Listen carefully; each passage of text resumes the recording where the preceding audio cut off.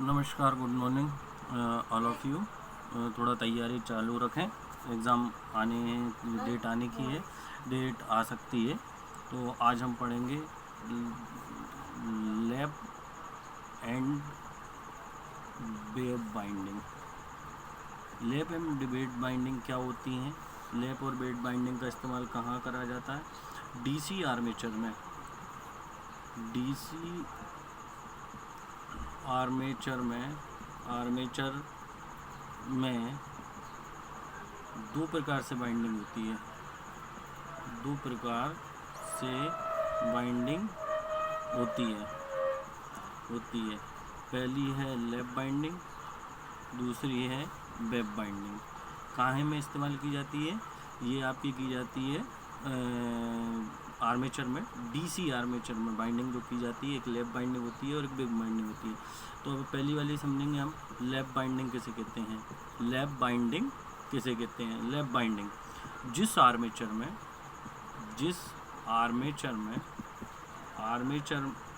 Binding में armature binding में DC armature binding में कॉइल के सिरे एक दूसरे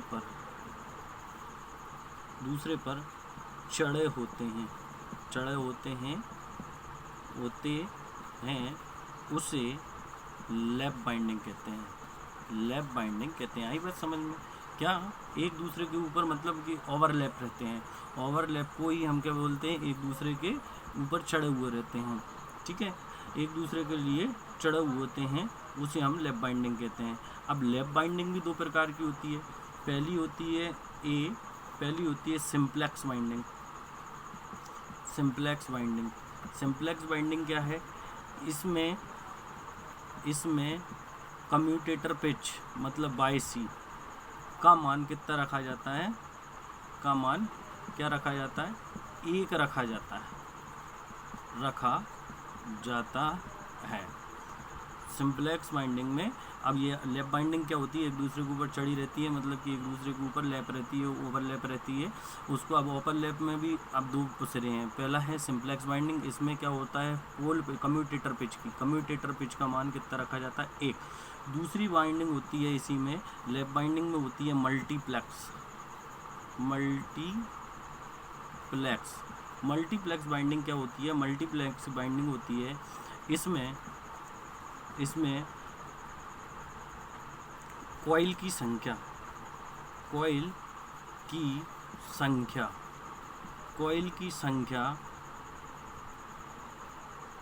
इस बाइंडिंग में कॉइल की संख्या स्लॉटों की संख्या से, कॉइल की जो संख्या होगी जो स्लॉटों की संख्या से 2, 3, 4 गुना होती है। मतलब जितनी कॉइल होगी स्लॉट उससे ज़्यादा होंगे, ठीक है। अब इसी में क्या बोलते हैं? अब मल्टीप्लेक्स में पार्ट होते हैं। मल्टीप्लेक्स में पहला पार्ट है डुप्लेक्स क्या होता है? इसमें कम्यूटेटर पिच का मान कितना रखा जाता है? मतलब बाई सी का मान कितना रखा जाता है? 2 रखा जाता है।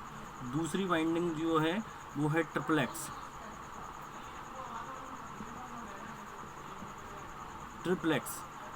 में क्या होता है? कम्यूटेटर पिच का मान कितना रखा जाता है? 3 रखा जाता है, ठीक है। फिर नेक्स्ट है, थर्ड है क्वाड्रप्लेक्स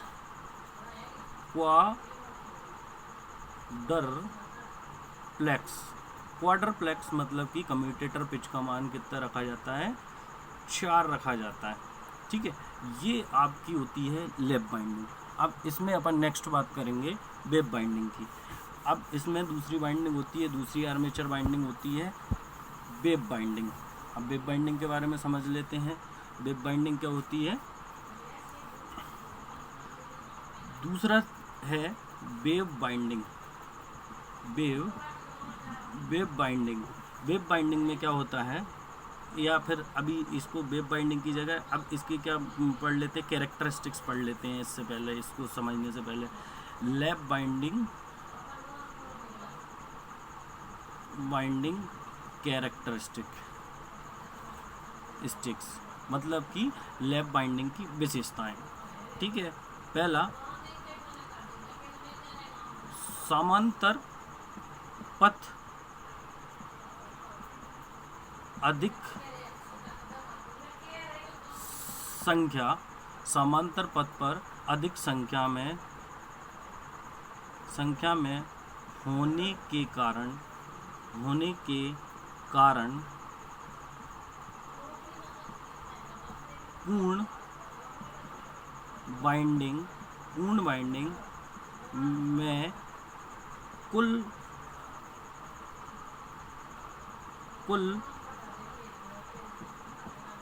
प्रवाहित होने वाली धारा का मान अधिक होता है। समांतर पथ में ज़्यादा से ज़्यादा समांतर पथ में क्या लेकर रहते हैं, समांतर में एक दूसरे को ओवरलैप कॉइलों की संख्या होती है, इसलिए इसमें धारा का मान भी ज़्यादा होता है। सेकंड है उच्च विद्युत धारा क्षमता वाली, मतलब जिसमें हाई एफिशिएंसी होती है करंट की, मतलब हाई करंट एफिशिएंसी होती है, ऐसी मशीनों के लिए लैप बाइंडिंग क्या होती हैं, लैप बाइंडिंग उपयोगी होती है। ठीक है, नेक्स्ट थर्ड है इस प्रकार की बाइंडिंग में विद्युत वाहक बल का मान कम होता है। ठीक है, इतनी विशेषताएं हो गई आपकी, 3 विशेषताएं हो गई। ठीक है, अब अपन थोड़ा सा इन सब के जो जितनी बाइंडिंग पढ़ाई, सिंप्लेक्स, डुप्लेक्स, ट्रिप्लेक्स और क्वार्टरप्लेक्स, इन सब के बाइंडिंग के डायग्राम भी देख लेते, क्योंकि डायग्राम भी पूछ लेता कभी कभी, तो डायग्राम देखते हैं अपन। सबसे पहले डायग्राम देखेंगे इसमें अपन, इसमें सबसे पहले देखेंगे सिंप्लेक्स बाइंडिंग क्या होती है। ये आपके आर्मेचर के क्या हो गए, सेगमेंट हो गए। ठीक है,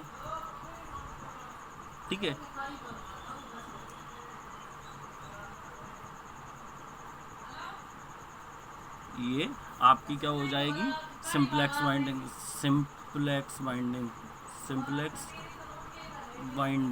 ठीक है, दूसरी है डुप्लेक्स बाइंडिंग। डुप्लेक्स बाइंडिंग में क्या होता है, ये सेगमेंट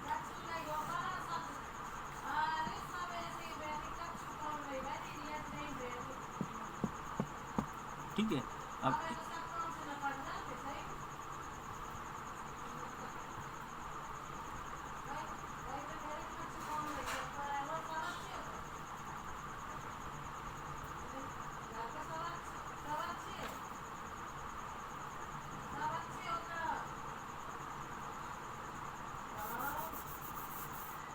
ये डुप्लेक्स का एक बड़ा सा डायग्राम बनेगा।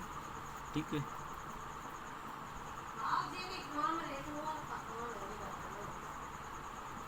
ये आर्मेचर सेगमेंट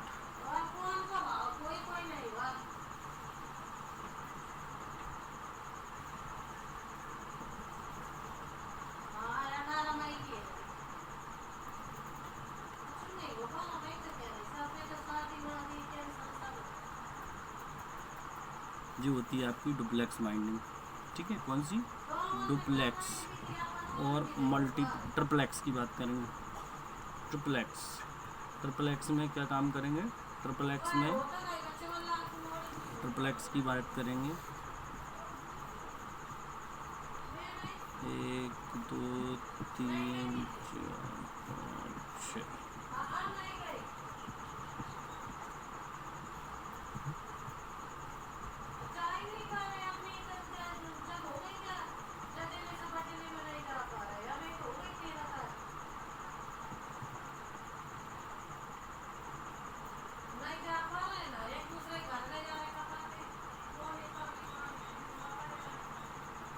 ट्रिपल ये ट्रिपल एक्स बाइंडिंग होती है, ऐसे आगे होते हुए चले जाती है, मतलब दो छोड़ के होगी बाइंडिंग। मतलब यदि आप बनाना चाहें तो इसको ऐसे बना सकते हैं। किस तरीके से बना सकते हैं, ये सेगमेंट, ठीक है। सेगमेंट के बाद में क्या है, ये 1 2 3 4 5 6, इसको बाइंडिंग को जोड़ो तीसरे में, ये बाइंडिंग को जोड़ो तीसरे में, और तीसरे से जोड़ो अगले तीसरे में, ठीक है। फिर दूसरी लो, दूसरे से बाइंडिंग आएगी इसके आगे वाले में, और इसकी बाइंडिंग आएगी आगे वाले में, मतलब और आगे वाले में। इस तरीके से आप कौन सी ट्रिपल एक्स बाइंडिंग बना सकते हैं। मल्टीप्लेक्स में क्या हो जाएगा, एक में, फिर सीधे चौथे में, फिर 12वें में, तो ऐसा करके आपकी क्या बोलते हैं, सिंपल ये लैप बाइंडिंग का पूरा स्ट्रक्चर बन जाएगा, ठीक है। अब लैप बाइंडिंग में, लैप बाइंडिंग के हिसाब से, अब लैप बाइंडिंग के हिसाब से हम क्या करते हैं, लैप बाइंडिंग के कुछ नियम होते हैं, rules of lap binding, lap bindings के नियम। लैप बाइंडिंग के नियम क्या है, ठीक है। फ्रंट पिच बाय सी और बाय एफ, ठीक है, और बैक पिच बाय बी का मान पोल पिच के बराबर होता है। दूसरा नियम है इसका, फ्रंट पिच बाय एफ तथा बैक पिच बाय बी दोनों की संख्या क्या होनी चाहिए, विषम मतलब कि ऑड नंबर होने चाहिए, ठीक है। नेक्स्ट है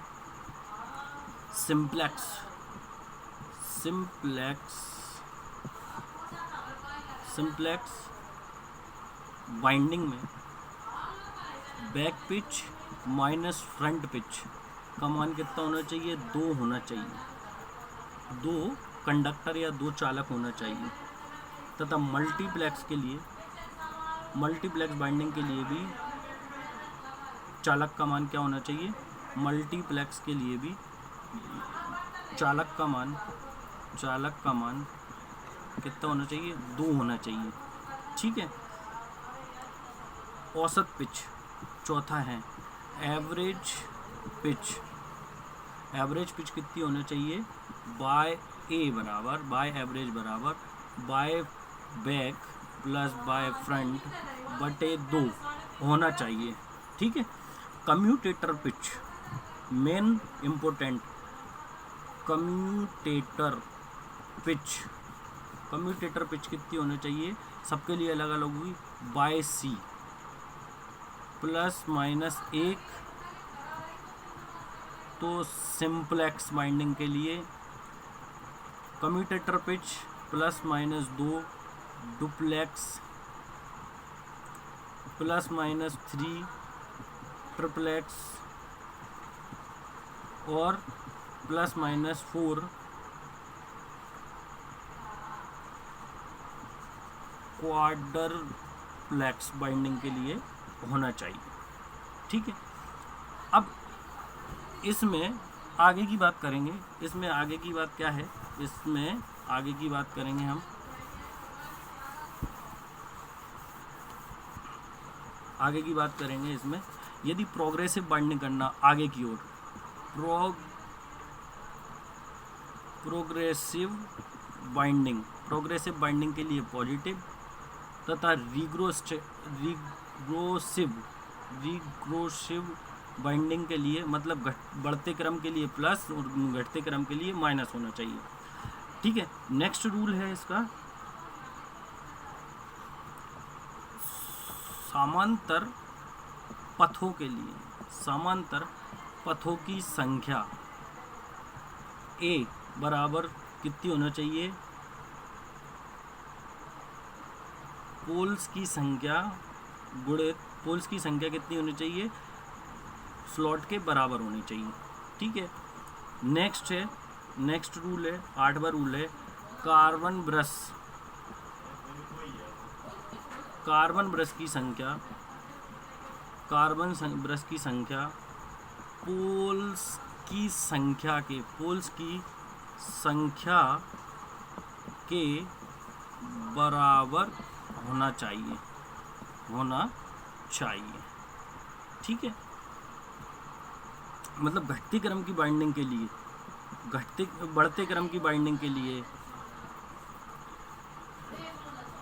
प्रोग्रेसिव बाइंडिंग के लिए बैक पिच क्या हो गया, बाय बी बराबर Z P plus 1।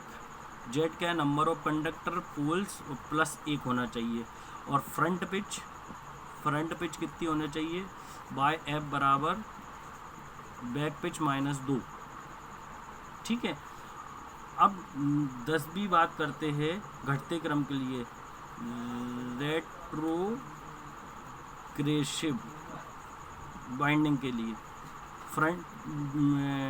Back pitch क्या होना चाहिए, Y B equal to Y F minus 2 के बराबर होना चाहिए।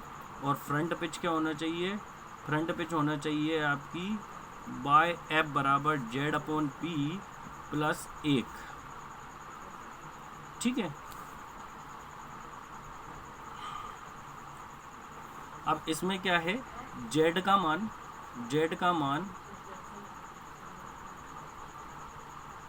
और पोल्स का मान क्या होना चाहिए, विषम संख्या में, ऑड नंबर में होना चाहिए। ये आपके कुछ लैप बाइंडिंग के नियम होते हैं। ठीक है, अब नेक्स्ट बाइंडिंग होती है वेब बाइंडिंग क्या होती है, इसके लिए पहले हमने ये डिटेल पूरी पढ़ी है, तो इस डिटेल को आप पहले अच्छे से लिख लें, नोट्स बना लें और उसको पढ़ के देखें, समझ के देखें। यदि नहीं आता है तो फिर मेरे से क्वेश्चन करें। ठीक है, और थोड़ा सा इंटरेस्ट लें क्योंकि एग्ज़ाम निकट हैं आपके, क्योंकि अब धीरे धीरे चीज़ें पहले जैसी होंगी और पहले जैसी होते ही एग्ज़ाम होंगे। तो एग्ज़ाम का विशेष तौर से ध्यान रखते हुए इसके नोट्स बना लें और फिर कोई भी डाउट होता है तो पूछें।